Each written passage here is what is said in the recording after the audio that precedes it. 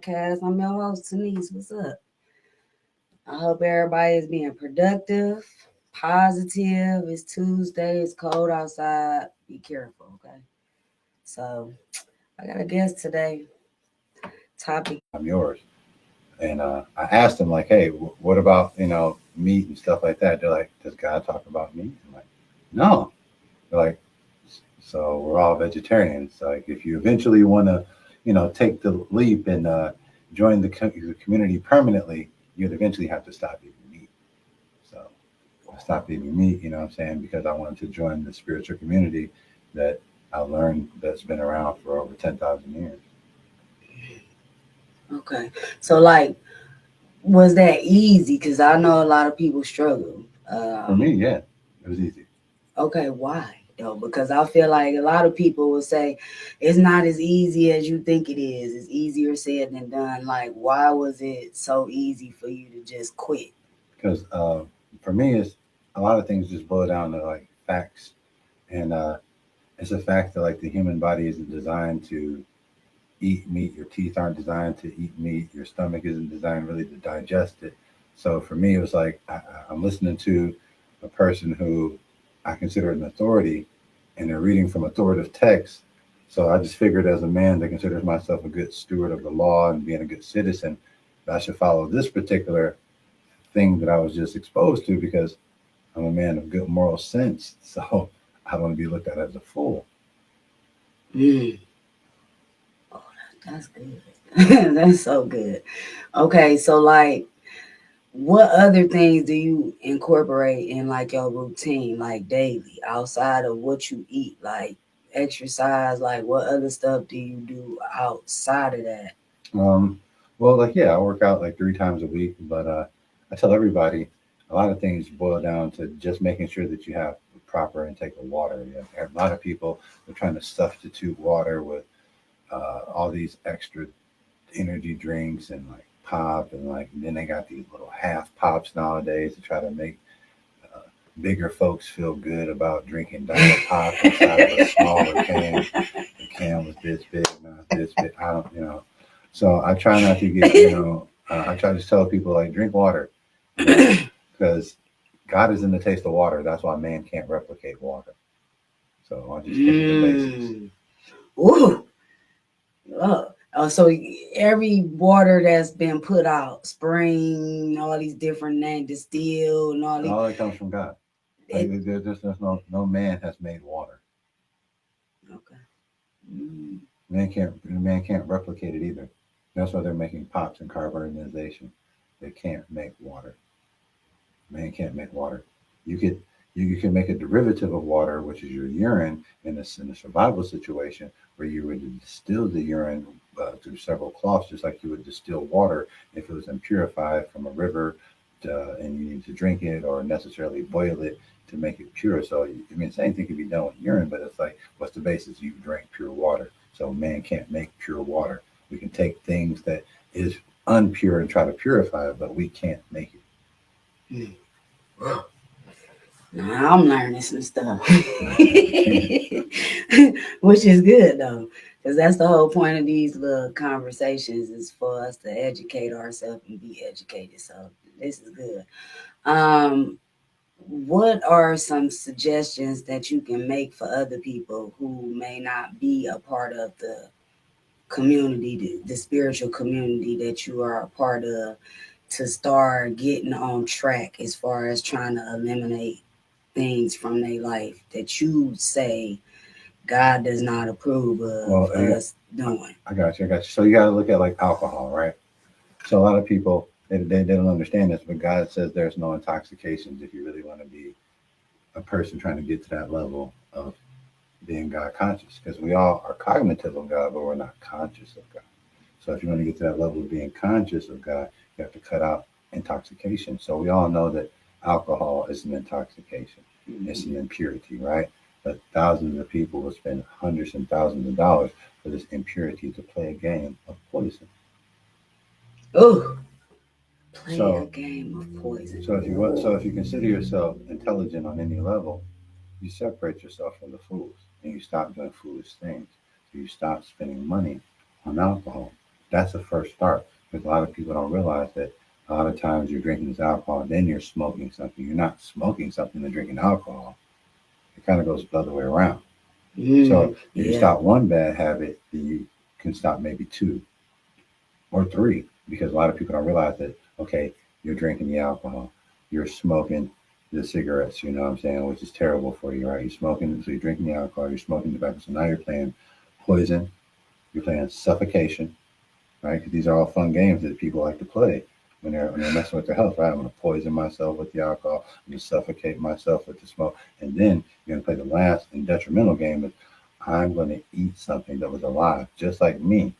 So what does that mean? How intelligent are you? So that means the animal's going to eat you when the food is gone. Ooh. Ooh, I never thought about it like that. Wait. That ought to make you think for sure. I never thought about it like that. That's ooh. So in other words, you feel a conviction about going against what you know has been said, like God is not approved of, he's Yeah, not happy with, he don't because want you to. a lot of people don't realize like God is so forgiving, right? He allows us this freedom of will, and all good books speak of this. A lot of people they don't know the Vedas, so they don't know what I'm talking about. Like certain people around the world do, you know. So when you hear the word Veda, Vedas, they're like, what does it mean? It's actually the oldest spiritual knowledge known to man. It's very complex. It's from India. Some people put it in the category of Hinduism, but they have the most complex history and comprehension of God. So Mm, I tell anybody if you're going to go do something, you should go back to the start, just like we had to go from first grade to 12th grade, right?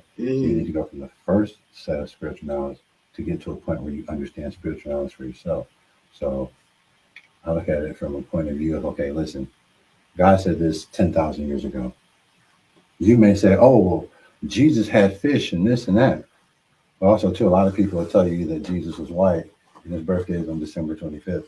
That's not necessarily true, right? So you can hear foolish things. That doesn't mean that you act on them or you take them to heart. You may listen with one ear and let go with the other.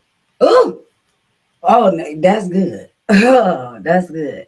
So to sum up, what you're saying is just because it was told to you, don't make it a fact.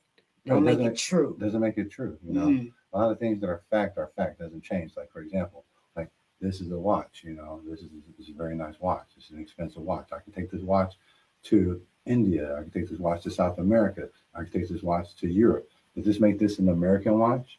Because I'm in America, does it make it a European watch? Because I'm in Europe, does it make in a Chinese watch? I'm in China. No, it's just a watch. mm, So people have to be just that simple and realize that okay, listen, just because grandma went to this place every Sunday doesn't mean that it was a good place to be. It may have been a good place for her to be, but it may not be a good place for you to be. mm. Ooh, that's so good because I don't know if anybody could just caught what he said, but I'm telling you, like I felt like that most of my life. So now I can definitely agree with you 1,000%. Like, although I was took that to that place every week, like you saying, it almost felt like it was forced. It didn't feel like it was aligned or norm for me just because I'm watching them Yeah, align with. but that's like that's Yeah. like that's like that's like what they do to kids. Like, for example, like eating meat. They indoctrinate people to eat meat. Like as a child, just like any other living creature, as soon as the kid comes out, they need milk. They need substance, right? So a lot of people they want to eat the cow, but the cow is the most forgiving creature of all. Say after it has babies, it keeps producing milk for everybody to partake. So Mm-hmm. does the goat, you know. So these Mm-hmm. animals are so friendly and nice to us that they're going to make sure that hey, even if the mother that pushed this child out can't produce enough milk for the child, here we're here to help you. So why would you Mm. want to eat them? Ooh. You know, technically, I look at it as like like a lot of people they say they don't believe in terrorism or they don't believe in the conservative point of view, but I'm like, really, you believe in cutting up relatives? Because if you look at it, that same burger that you just like threw on the grill to help feed your baby when it was like 2 3 years old. So that means, does that mean like when mom becomes of no use, instead of sending her to a retirement center, we wait till she has her back turned and we dismember her and we eat her? Oh, this is now I'm in the process of like transitioning. It was always something I knew I needed to do. Perhaps I didn't know how to start, where to begin. Like, because I feel like everything is like mind over matter. Yeah. As far as what you feed in yourself about what you're attempting to do, which is change. I do believe that you can't stop a habit without replacing it with something else. Well, yeah. If that makes any sense. Yeah. Like you, yes, you can quit something, but what are you going to put in place of that once you quit it? Well, you got to remember, as children, like you never did any of these extra things anyway. Mm. So you have to go back to the basics. You know, a lot of people, they're like, oh, what did you do when you were a kid? Well, you rode your bike, you colored, you hung out with your friends, you you used your imagination, you know, that thing between your ears and your brain, little spots somewhere over here or there, you know, like you know, you went for walks, you know, and like a lot of people, like their parents tell you talk to yourself, or you mean you were having conversations with God, you know what I'm saying? So like you had a lot of things that you did, you know, that were actually very healthy. You know, you just But somehow we got off track. right. Like you said, due to our parents, Mm-hmm. a lot of the habits that we have Are as indoctrinated. adults, yeah. Like for example, like I hate when like if I go to someone's, I hate a strong word, but it's the truth. Like I hate when I hear people talking about, oh my grandchild, you know, just had their first Thanksgiving. I'm thinking to myself, this poor child, this poor creature has been drinking milk and milk products and water since it came out into this world, and now you're forcing it to put bone marrow of a dead animal inside of its living body. So you're trying to slow, like a lot of people, they say that, you know, well, you know, they're doing this or that, but you're poisoning the small child because you're putting something dead and decaying that you cooked to make it palatable. Because if it was for you, you'll be just like a lion or a tiger. You'll be able to just eat it Raw. and share it with your kids, and that's that. But no, you're forcing this living child who's ate milk and water products since he touched this world to take part in this nasty game that you want to play. Of, I'm going to put decaying stuff in my body. Mm. What? That make you feel a certain type of way. I know it do for me. This I'm should be like, considered God, child abuse in my book, the way I think about it. for allowing your children to eat meat. No, for forcing them to eat meat. If Okay. somebody decided to eat meat as an adult or a living creature, hey, that's on them. God understands, gives you freedom of will. It's not freedom of will if you're forcing a child to do something that's not healthy. So a lot of people say, oh, well, what does that mean? Like, listen, it means you got to freaking clean the child up if it's dirty. Because you leave the child dirty, that's abuse, right? But you've been feeding the child milk from the cow and maybe some Similac, some cooked up scientific milk. These are where it goes. It's a milk product, right? So once the child gets past milk, what do they suggest? What? Cereal, which is what? A grain, a rice product. So you continue to give the child milk and grains. Just like it says in the Vedas, and it's been saying it for years, give them rice and grains, give them some fruit, they're gonna be okay. Vegetables. They're gonna be okay. Fruits and vegetables. The child is not deciding to eat meat. That's being put upon them. That's being from forced. It's being forced. That's why it should be considered abuse. Labeled as abuse because as adults, if we force something upon a child, there is a lawful offense that is incurred with. And that should be the same across the board. Because that's why these people are growing up with these anxiety problems. Because you're putting a scared animal that has been separated from its family and living arrangements into a closed and trapped place where they're going to be killed. So they have anxiety. They have uh, uh, they have a lot of mental things going on. You know what I'm saying? They're scared. They're freaking unknown. They're in doubt. They're in wonder. Where's my family? Where's my kinsmen? And now you're going to kill it. And the stress too. Don't forget the stress. So do you believe that's where the saying come from? You are what you eat. No. Just saying that you are what you eat. I think that comes from the fact that like where people consider themselves this or that. Well, I eat meat, so I consider myself stronger because I eat meat. Well, some people, you're a vegetarian, you're weak. No, that's just a mindset. I think the thing where it says like, you know, when you're making better choices, if you know better, you do better. Well, when I say that, I mean like you taking on whatever emotional Well, state I that feel this animal well, was yeah. in I think prior to their death. that's what anything that you put in your body. You take on the molecular structure and everything that comes with it. Okay. Hmm. That's why you never see people that are like full blown vegetarians having too many anxiety problems. Because the plant's not screaming out. I mean, he is, but he's not screaming like that cow is, or that chicken, or that sheep. Not screaming out. He's more like, and that cow's like, "Rrr, rrr." You know what I mean? Like the way I see it is, if people really want to do better for their health, they got to think about it. That there's proper health physically, and there's proper health mentally. So you got to deal with the physical and the mental at the same time. If you're eating things that are taking on these characteristics of anxiety, scared, fear, doubt, then you got to take on some of these things. You know, so Mhm. you have to eliminate these things in order to get your better mental health, your better physical health, and all these things come together. Through time and patience. Well, look, that's one of the problems I got, patience. Would you say that it takes more time to prepare something that's healthier to eat versus fast food and meat and all the stuff that processed food stuff that we Well, partake in? I can't speak for everybody, but everybody in my spiritual community will tell you we've been to the spiritual master's culinary school of arts, so we learned that anything that we're making for God's enjoyment. So we're not even worried about time or what you're doing to make it because you're trying to make this for God's Oh, enjoyment. You're not like, for example, I'm not making a salad for me to eat. I'm making a salad for Krishna. If I think and put God in mind, Krishna is another name for God, means all attractive. And if I'm thinking about making God happy, then I'm making the salad for God. And you know, I'm gonna prepare it the best way I can with all the ingredients I got. But guess what? God is simple, just like us.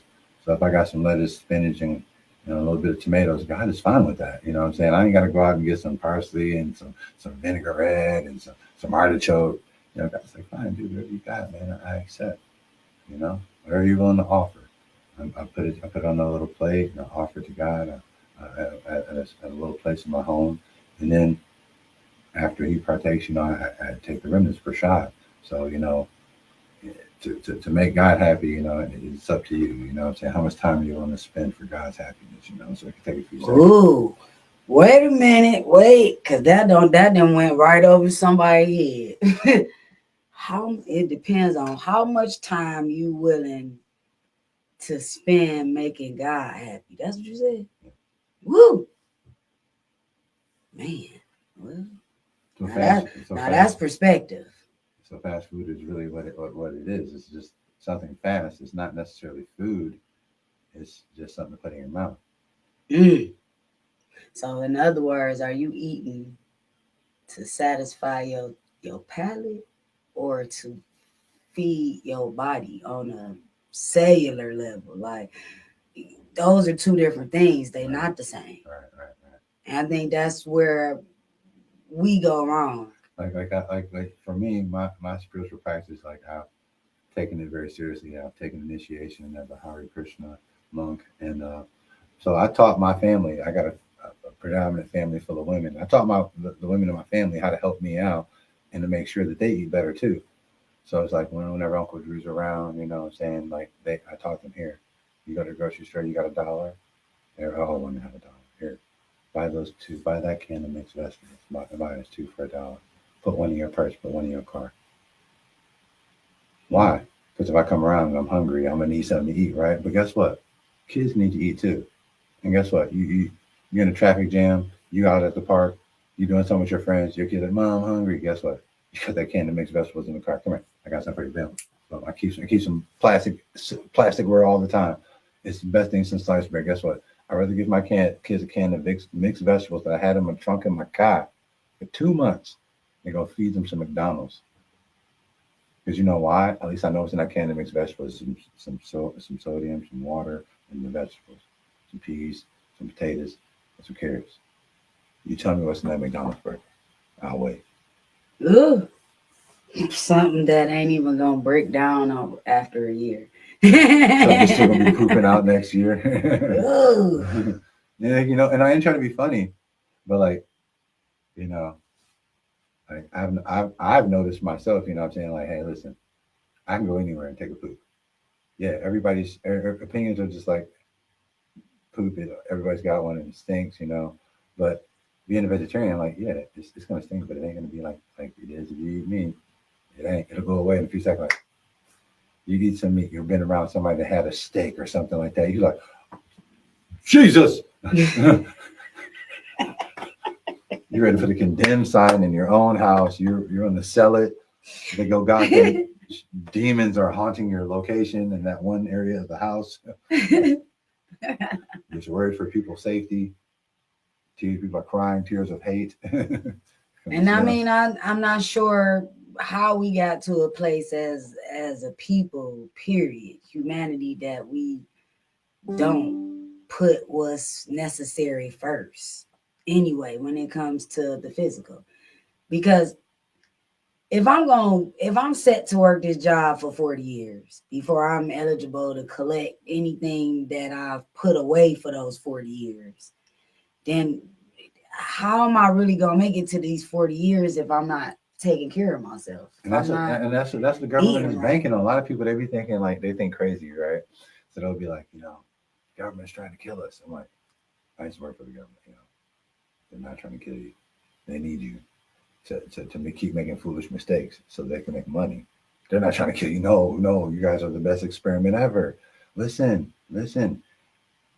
Forget the fake meat. They're gonna come up with some digital meat soon. You know what I'm saying? I'm like, what? Like, yeah. Like it goes beyond three. Like they already doing it. They call it 3D meat or something. Like, you taste it. No, they're gonna get you even better. You can taste it in your mind. Ugh. They're not even. They're gonna start tricking people that much. They're gonna just start. We're selling virtual burgers and everything. You just like they take this pill. We're not gonna tell you what's in it, but you feel like you're eating. Oh goodness. That's gonna mess people up, right? Well, but even the stuff that they've already done over time up to this point, people still don't believe. So now you talking about in the next decade or so with I remember Drew told y'all, he told us about virtual meals. Yeah, it's gonna be a little pill. They're gonna be selling. They're gonna tell you it's the whole meal. You're gonna swallow it. And you're not gonna think, how in the hell did you put all that in there? But y'all gonna buy it anyway. Because they're gonna make it affordable. Like this is how I tell people you got tricked. You were all tricked to think that better food costs more. Because what they did was they said, hey, you want a cucumber? Well, that cucumber's $1.75. Matter of fact, we're gonna put it on sale. It's $1.25. But if you buy this Wendy's double bacon cheeseburger, I sold it to you for $1. Mm-hmm. Now you're like, wait, see, I'm getting more with the bacon double cheeseburger because they got bacon and they got some meat on it and they got some cheese on it and it's got some bread and they got some grease and they got some heart disease and they got some anxiety and they got some stress. they got all this stuff that they're offering you for $1. $1. But this one cucumber that they're willing to sell at the grocery store for $1.25, you're just like, oh, that's just a cucumber. I'm gonna need more. Are you? Yeah, I don't think so. I think it's like a mental thing, but it is what it is. A lot of people that don't understand that. Who's on the phone?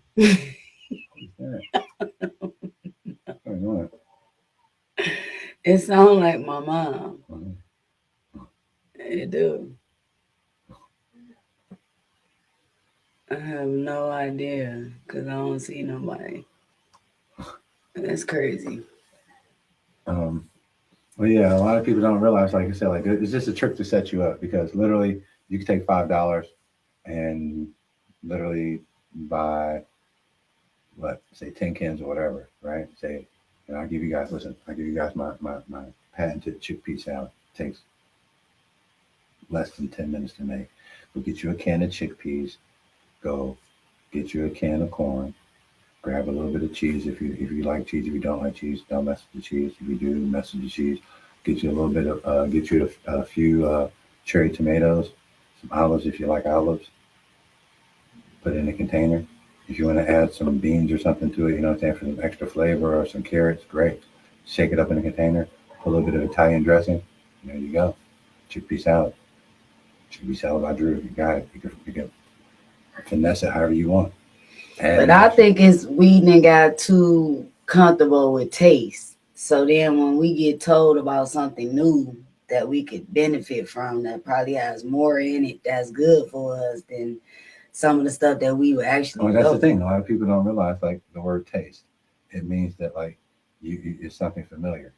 Well, it's not familiar unless you try it. Oh, Got to okay. try it. Right. So how do you know if you like it if Yeah, you you never have had to it? taste. Okay. Yeah, that makes sense. Because how did you know you liked meat? You didn't. You didn't like meat.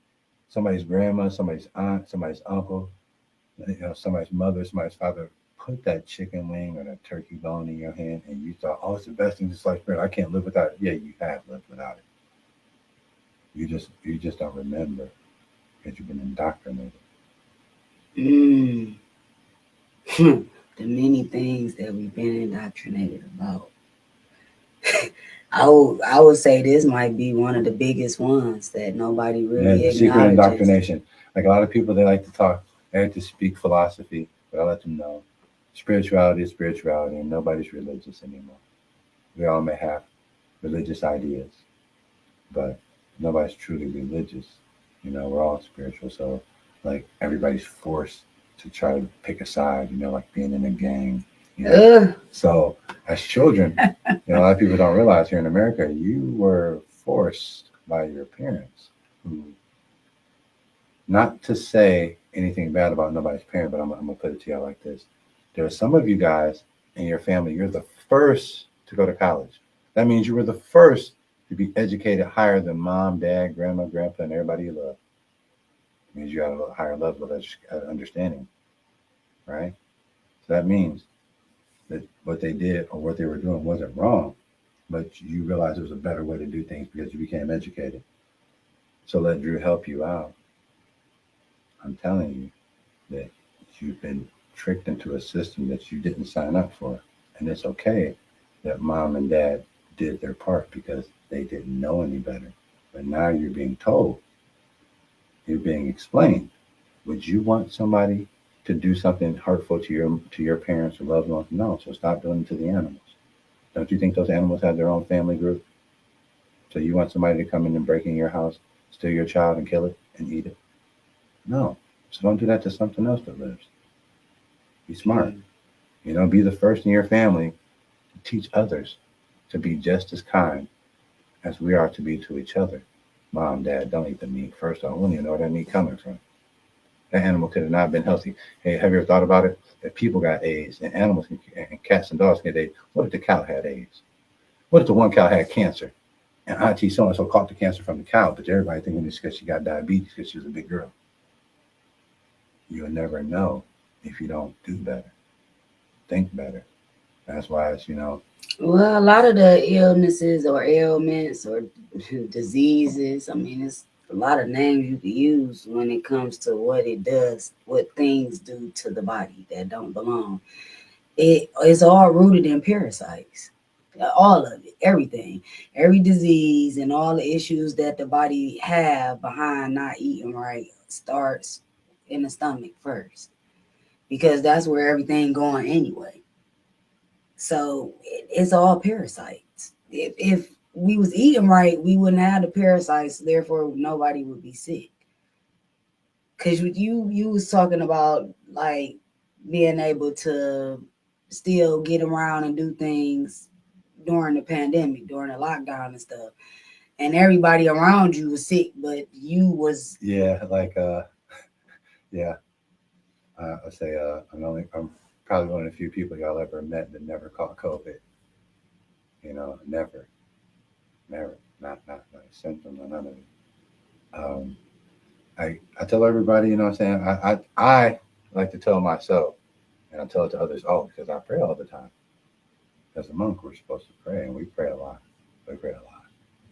And I like to say it's because of that. But some people, you know, in the scientific world, they'll be like, well, what are you doing? I'm like, this is what I'm doing, praying. I'm praying. But also, too, I also got to contribute the fact that, like, yeah, you know, I'm putting things in my body that actually are meaningful. You know, fruit, vegetables, water, like very few high fructose corn syrup, very little of anything that's not being cooked outside the house. And if you do buy something that's cooked outside the house, like try to get it from a spot where you can understand what the ingredients are, what they're using to make the stuff. You know what I mean? I had to go to places where I could see them make the stuff. If I can, I had to go to places where I kind of know people practice the same thing I do. Like I go to some locations where I know for a fact on the wall that guy showing everybody in the whole world that I guess he worships God. And he has a little altar right here for everybody in the world to see at his restaurant. You come, you eat. You know, it doesn't matter what your denomination is, he's showing you. I care about God. God is in here. So I'm going to eat food from there. Whether he calls God for himself Shiva, or he wants to call God Krishna, or he wants to call God Vishnu, he wants to call God, you know, Allah, he wants to call God Jah. I'm fine with that. Hey, you welcoming God into your location where you're making food for other people. I am with that. I am with that. I'm going to offer the food to God in my own way anyway. But hey, I'm fine with those locations. Like anybody at rallies offer like praying over the food. Anybody offering to give the food to God? Anybody? Nobody. So he God won't want to no way. I'm pretty sure somebody dropped that, didn't wash their hands. He's like, oh my God. God won't want none of that anyway. That was created by man for profit. Yeah. It was not created to give Satisfy. anything to anybody, not even God. Like the people. That's why 5, 10, 15, no more than 20 minutes after you eat it, you hungry again. Or you got to poop really bad. Because it was processed in improper diet to begin with. Is why. So I feel like you wasting your money. Yeah. For real. If as fast as you put it in, it's coming back out, then how valuable or good for the body is it really though? Well, you definitely gave me something to think about for sure. About what I'm gonna do next, how I'm gonna get on the right. I mean, I feel like I'm doing good. The last few days, I've not had nothing with me. Period. Like, but I already felt like that's what I was going towards anyway. When the food started not tasting good to me anymore. Well, a lot of times people could taste that. Hey, this isn't right. Something's going on. Well, I think that yes, I agree with that, but I think that it was only because I started on my journey. If that makes any sense, because when you not on a certain path, nothing makes sense. Yeah. That would make sense while you on the right path. Right. Okay. So yeah, I always knew. I was like, nothing tastes good anymore to me, and I don't know if it was taste that I was saying that about, or if it was the way I felt behind what you're eating. Yeah. And so now it's like, I don't really know. Yeah. Well, this was a wonderful conversation. Hey, man, all of y'all that's on y'all lunch break, get back to work. Glad y'all could tune in and catch us on this wonderful Tuesday.